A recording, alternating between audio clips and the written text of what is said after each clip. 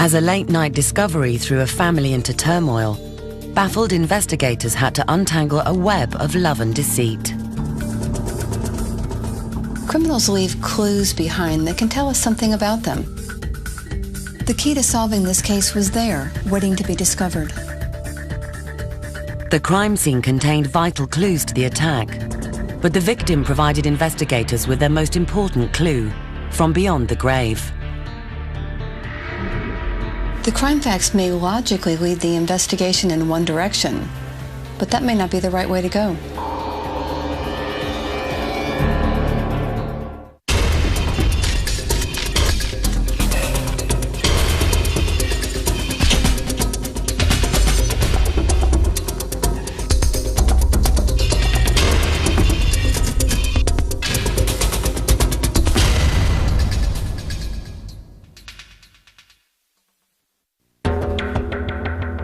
Largo, Florida is a bustling suburb outside Tampa.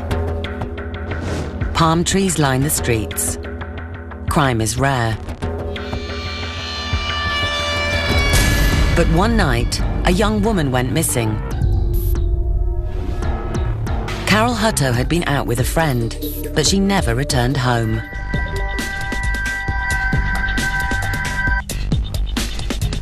After hours of searching, Carol's half-brother, Jerry Irwin, made a shocking discovery in a nearby lake.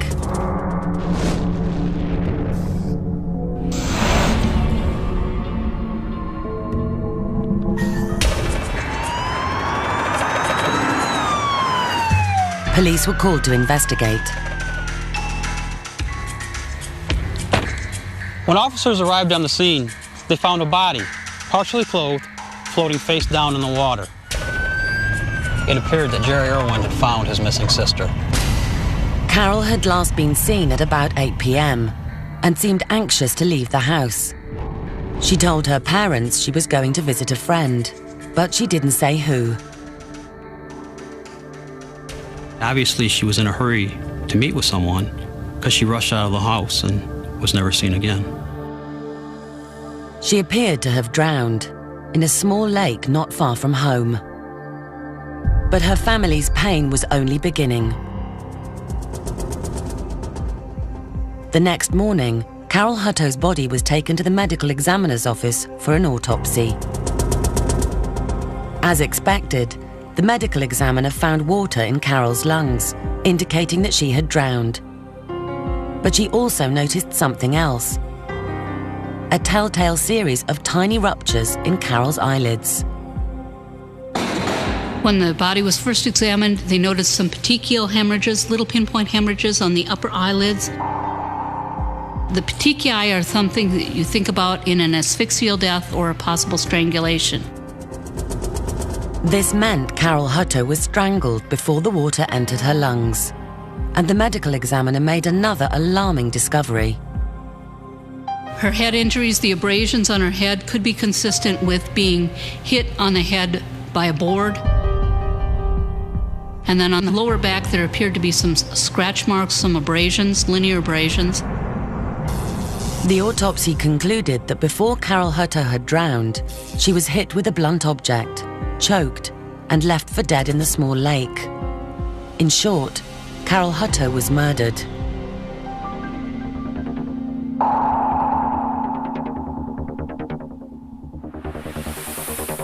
Sergeant Mike Short of the Largo Police Department took charge of what had become a homicide investigation.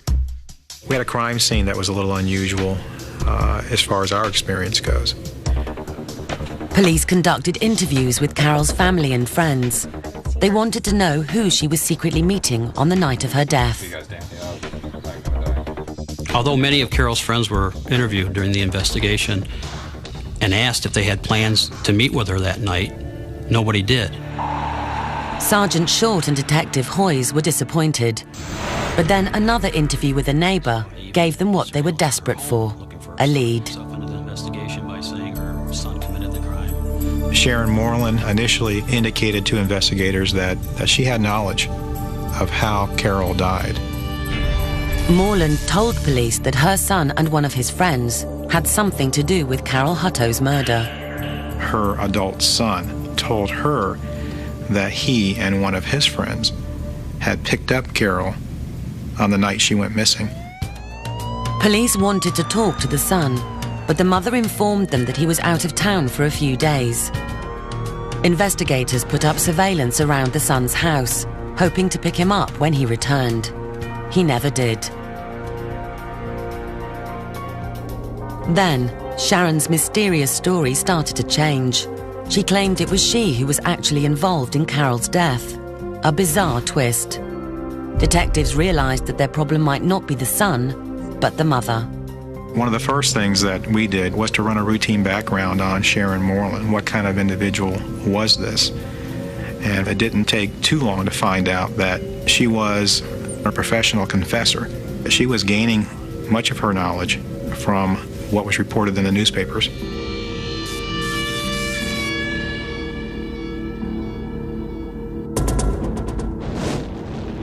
A professional confessor with a history of lies.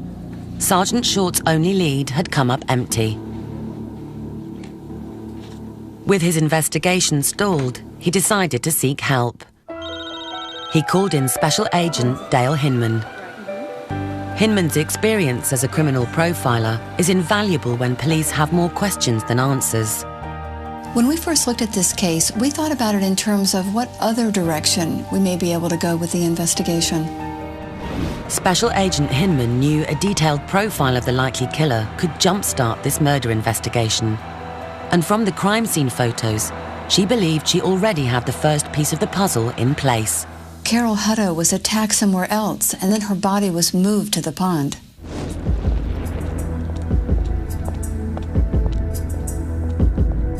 Hey, Dale. Agent Hinman met up with the lead investigator, Sergeant Mike Short of the Largo Police Department.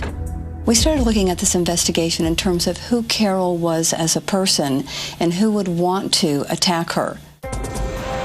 To try to answer that question, Hinman and Sergeant Short went to the crime scene. So this is the pond where the victim's body was found.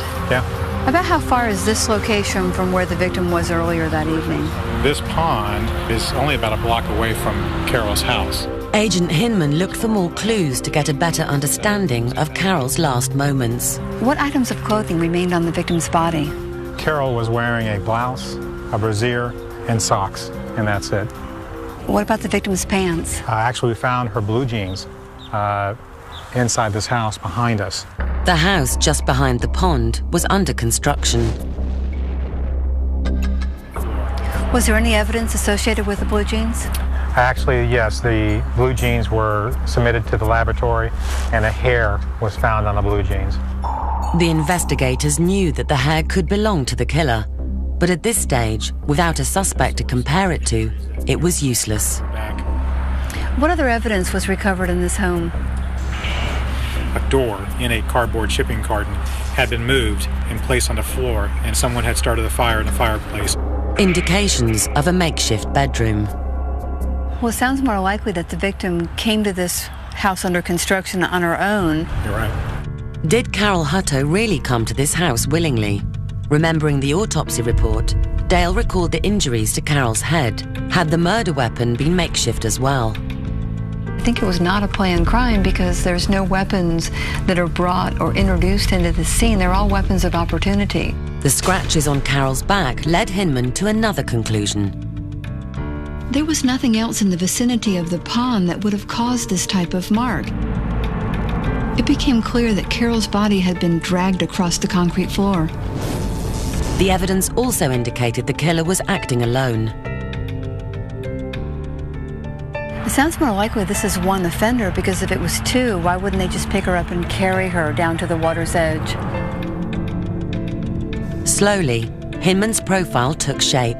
One killer in a murder that hadn't been planned. But had the killer and victim known each other?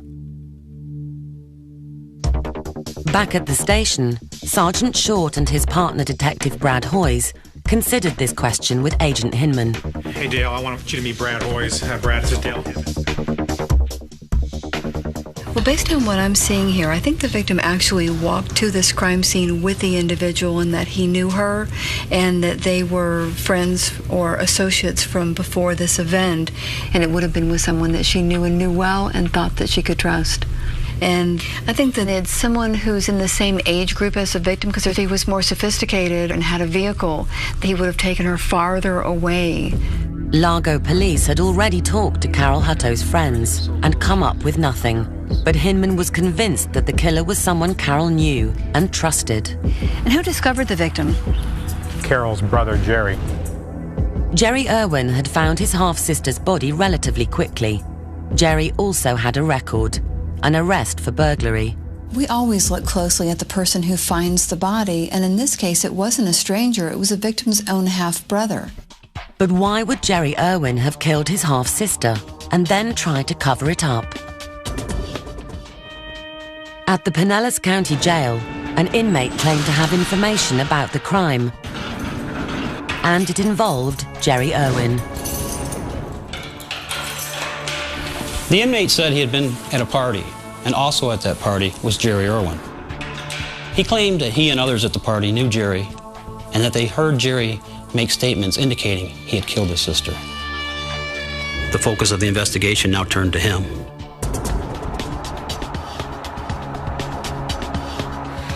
Investigators rushed to interview the inmate. But would he lead them to Carol's killer?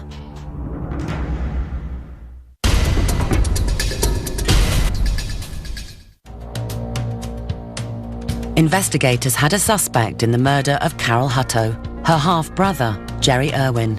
Statistically, you're much more likely to be killed by somebody who you are related to or somebody who knows you well. Detectives questioned an inmate at the local jail. He said he was at a party where Jerry Irwin talked about killing Carol. It looked like a good lead. But when investigators talked to others who had attended the same party, their confidence in the inmate's story evaporated. Detectives learned that this party consisted of heavy drinking and heavy drug use, and that nobody interviewed had a matching story. But it was still a lead, and the only one police had. Investigators proceeded to question Jerry Irwin. They had him take polygraph tests, they had him provide hair samples, and all of this he complied with voluntarily. Jerry Irwin passed the polygraph, and when investigators compared his DNA to the hair found on Carol's jeans, it wasn't a match. There was also the question of motive. There didn't seem to be any personal issues between the victim and Jerry. He didn't seem to have a reason to want to lure her there to kill her. The polygraph, the DNA, the lack of motive, the case against Jerry Irwin unraveled. He was eliminated as a suspect. Another promising lead had led to a dead end.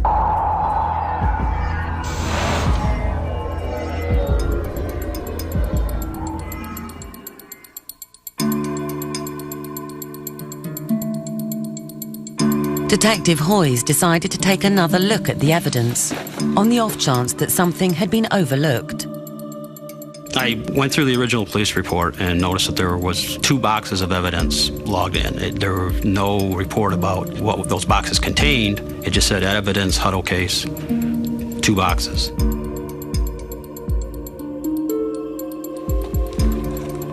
She had some school books in there. There were photographs of the crime scene and autopsy photos. And then in addition to that, there was a diary. Carol Hutto's diary was a potential goldmine of clues.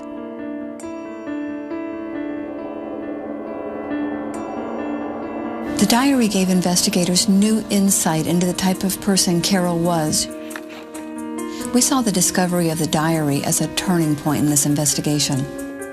But would Carol's own words lead police to her killer? The more Detective Hoyes read, the clearer it became. Carol Hutto had a secret crush on a man named Jimmy Ken. Jimmy and Carol went to the same school, but even her closest friends were not aware of their relationship. She was hoping Jimmy would ask her out and that this would be a real date. And she said, because all we ever do is go to the lake and we always walk there. And that hit me like a ton of bricks.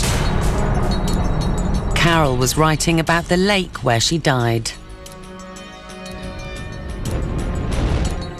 Jimmy was just the type of person we were looking for. He knew Carol well, and he knew she would go pretty much anywhere with him. The investigators needed to find Jimmy. Detectives quickly found out that after leaving school, Ken joined the US Navy. He was now stationed at a naval base in Groton, Connecticut. Investigators wanted to compare Jimmy Ken's DNA to the hair found at the crime scene, but they didn't believe he would give it voluntarily. We proceeded up to Connecticut and we conducted an undercover operation in which to collect his DNA. Agents were posing as defense investigators, upgrading his security clearance, and during that process we're able to have him lick envelopes. We utilized the saliva on those envelopes to compare to the hairs that were collected from Carol. Police might finally have nailed their suspect with irrefutable DNA evidence. But they hadn't. The saliva didn't match the DNA sample from Carol's genes. Were investigators on the wrong track again? Hinman didn't think so. Just because Jimmy's DNA didn't match the hair that was found at the crime scene doesn't mean he didn't do it. The crime facts still pointed in his direction, but we all knew it was going to come down to a confession. Hinman called in FBI agent Joe Navarro. Navarro specializes as a criminal interrogator. Like the crime facts certainly tell us that he is the right person, and you are certainly on the right track. Don't allow him to pretend that he doesn't remember things. Keep him focused. Try to get small admissions. Not necessarily go for the big confession right up front, but get the small admissions to place him there. We all knew that a confession was absolutely critical to the successful resolution of this case, and this may be our last chance. Everyone knew the stakes were high. The interrogation that could make or break the case began with a calculated piece of deception. Wherever you go, you leave part of you, whether you realize it or not. You know, unfortunately for you, the spots we can place you at, there's no other conclusion you can come to than you were there when certain events occurred.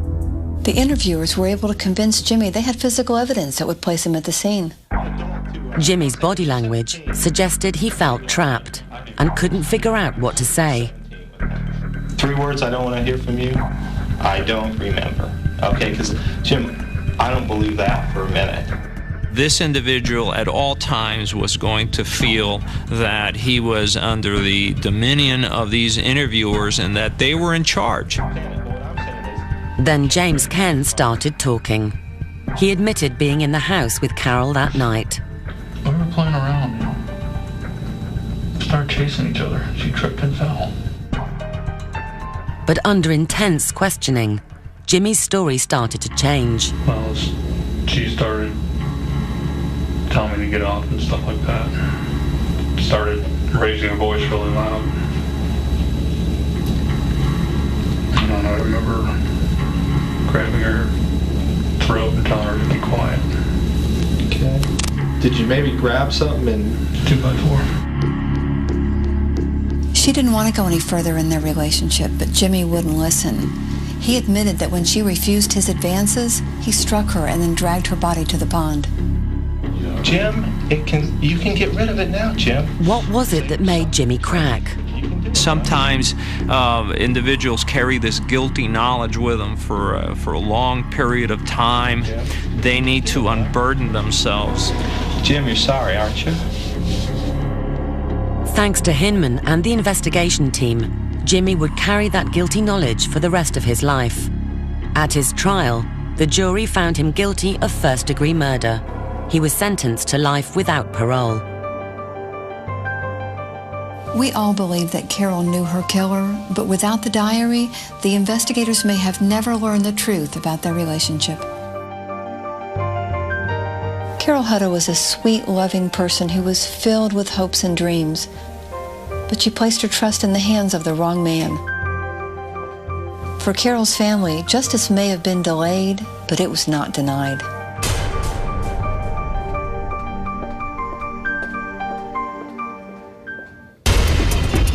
A husband